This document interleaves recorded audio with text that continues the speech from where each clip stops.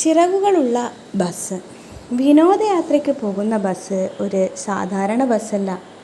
ജനലുകളിലൂടെ പുറത്തേക്ക് വീശിക്കൊണ്ടിരിക്കുന്ന തളിർക്കൈകൾ അതിനിപ്പോൾ മുളച്ച ചിറകുകളാണെന്ന് തോന്നും.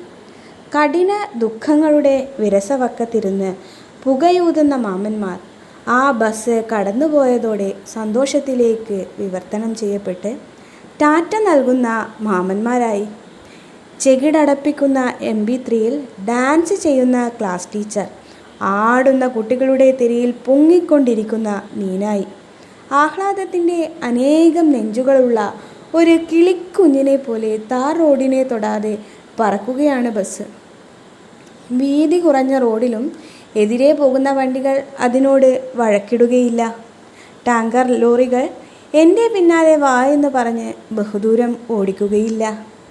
ചെരുപ്പ് നിർമ്മാണ ഫാക്ടറിയിലെ മാമന്മാർ ചെരുപ്പിനെക്കുറിച്ച് പറഞ്ഞ് ഊണു മറന്നു. കാപ്പാട് ബീച്ചിലെ സൂര്യൻ കുട്ടികൾക്ക് ഉമ്മ കൊടുത്തു.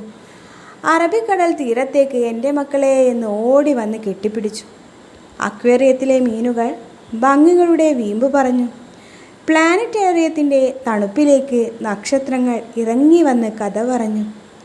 വിനോദയാത്രയ്ക്ക് പോയ ബസ് രാത്രി 10:30 എല്ലാ കുട്ടികളെയും അവരവരുടെ വീട്ടിലെത്തിച്ചു. കുട്ടികളൊഴിഞ്ഞ ചിറകില്ലാത്ത നാവില്ലാത്ത ബസ് ഇരുട്ടിലൂടെ എവിടേക്കോ പോയി.